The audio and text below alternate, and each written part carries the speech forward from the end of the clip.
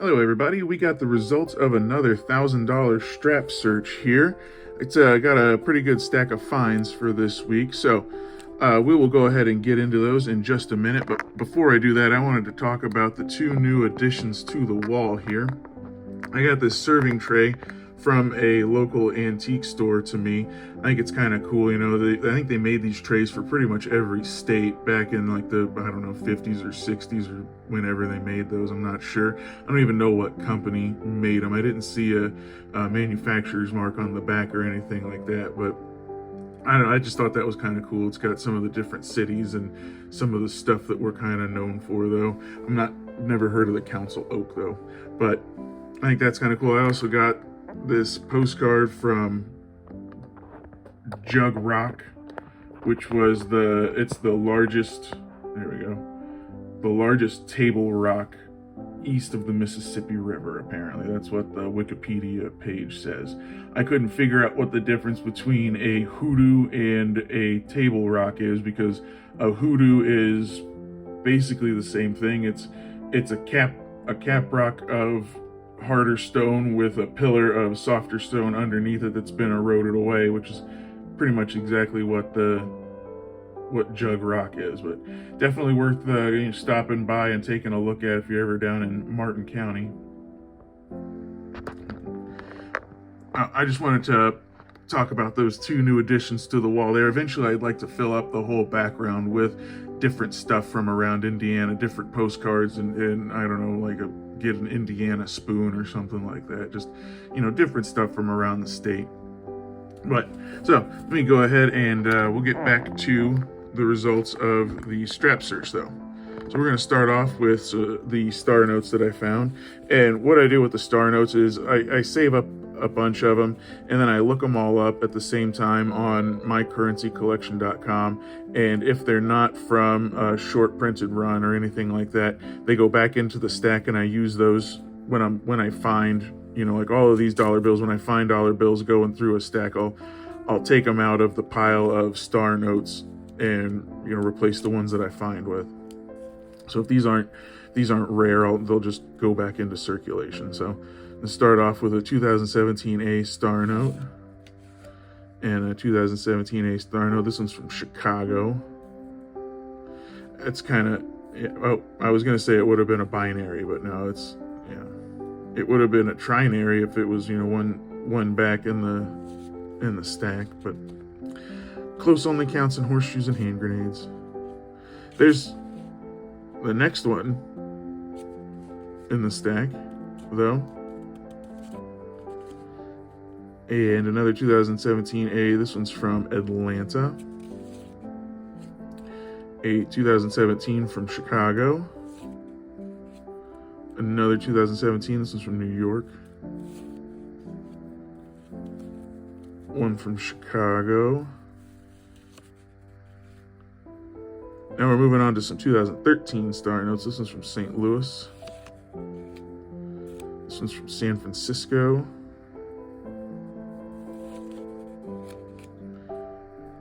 Dallas. Ooh, noticed that before.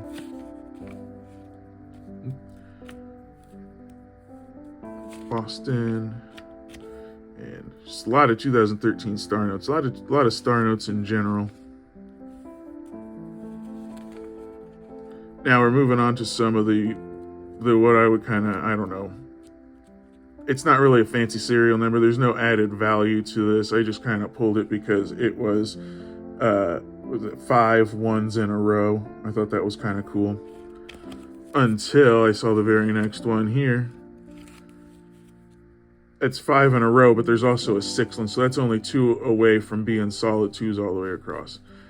So, one day we'll find something like that. You know, I don't know if there's any added value to a note like this. I don't necessarily think there is, but I held on to it. And I held on to this one too because it is an alternator. It goes 2 4 2 4 6 4 2 4. So it's 4 is the alternating digit there in that serial number.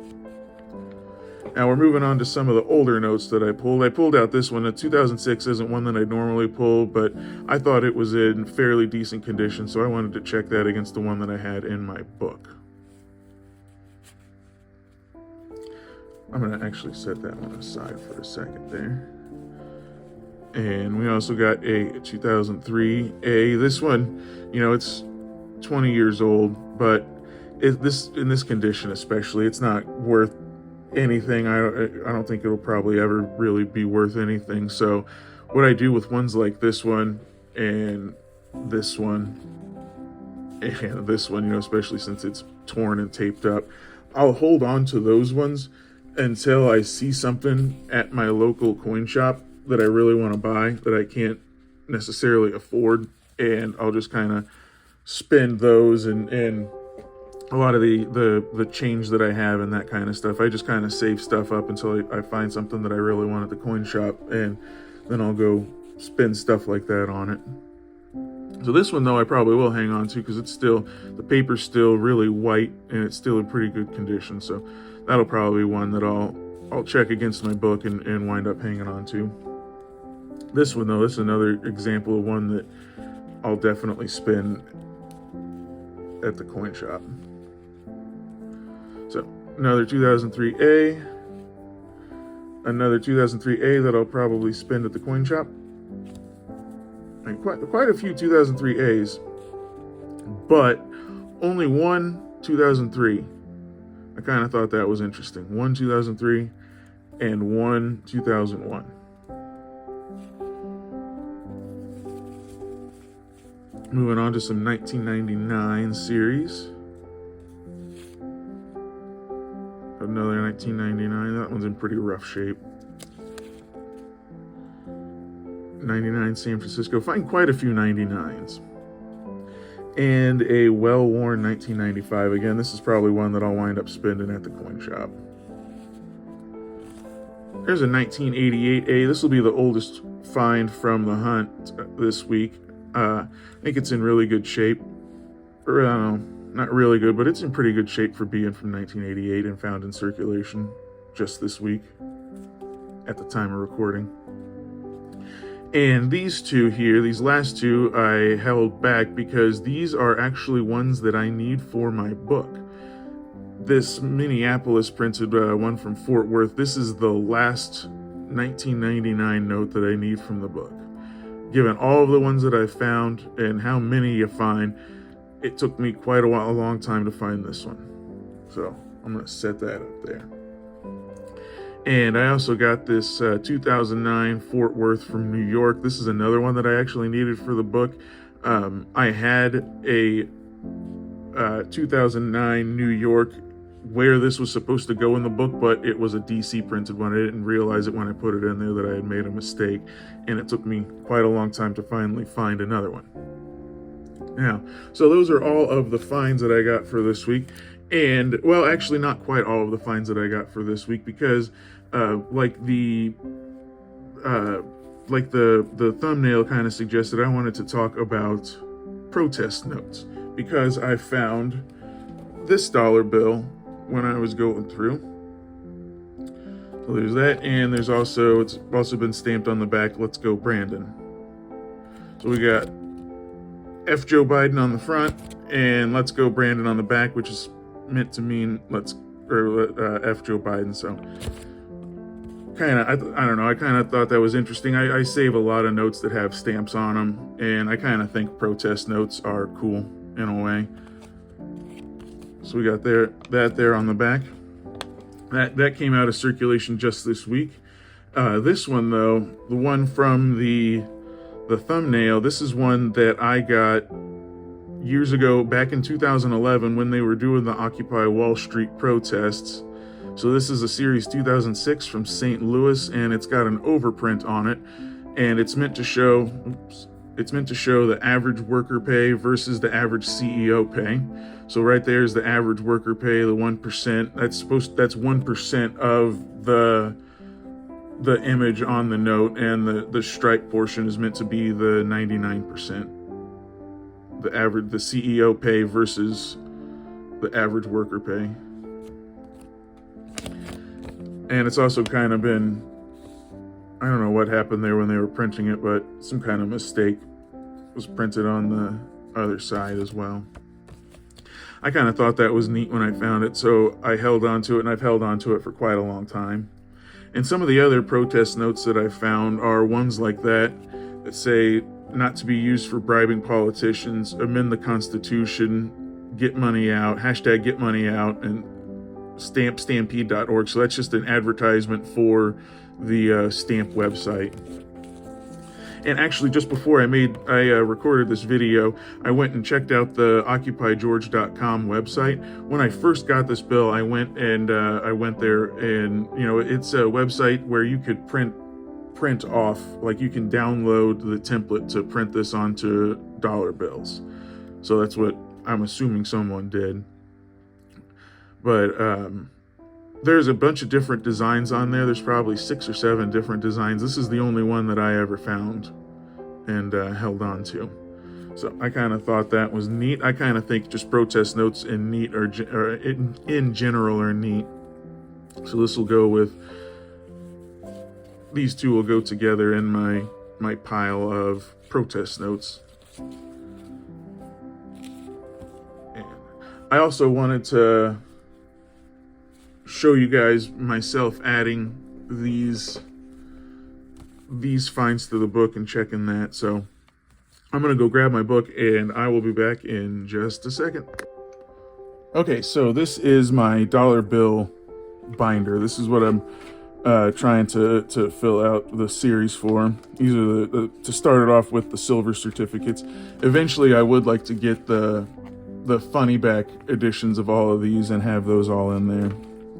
But for right now, I've got most of the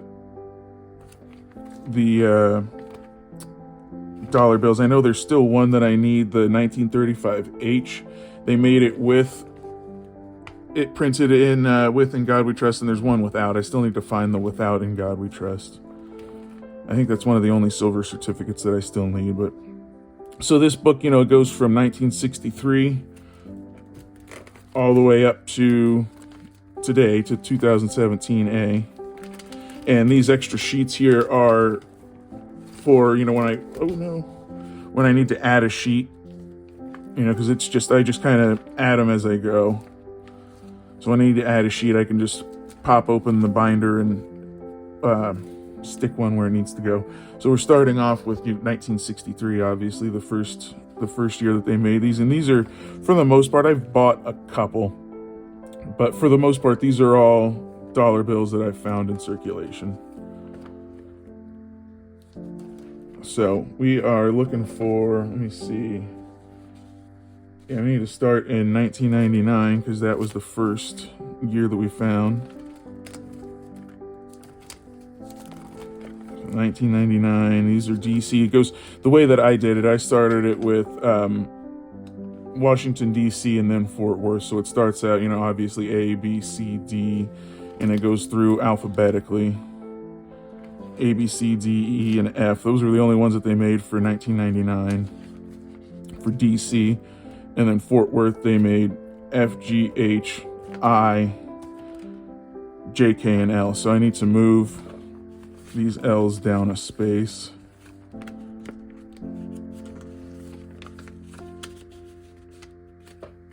And move this one to this page.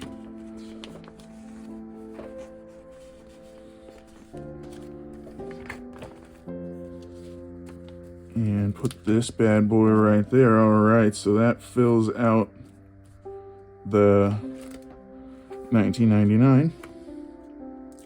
And the next stop is 2009.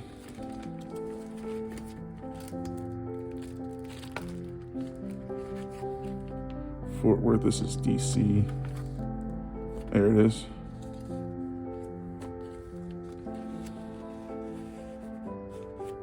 All right, not in the best shape, but it fills a hole.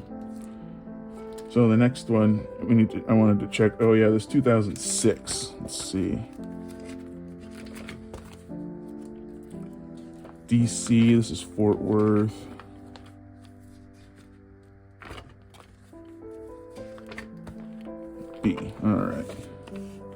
Oh yeah, that's a definite upgrade there. That was the one that was in it. That's the one that was in it, and that's the new one that I'm going to put in there. So it's a definite upgrade. That's why I always like to pull nice condition dollar bills like that, you know, that are somewhat older. So this one will go back, and that'll be a replacement for one that I find in a strap. I'll set that to the side, and yeah, this is my dollar bill collection. It's far from complete. You know, it's part of the reason I'm still hunting. Some of these are really hard to find. 1963A, you know, I've only found 2 of those. I've got all but one of the 1963B, the bar notes. Only the 2 1969, 1 1969A. You know, it's just, these are just hard to find. It's in really rough shape, but hey.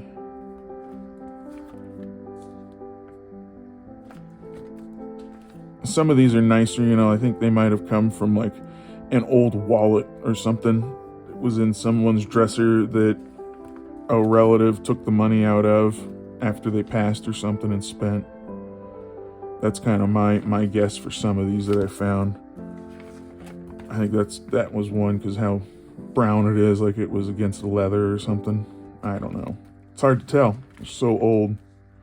But yeah. So that's my collection there. And thank you very much for watching. If you've made it this far, please give me a like, comment, and a subscribe. And let me know what you think of these videos. Thank you very much for stopping by, and have a good day.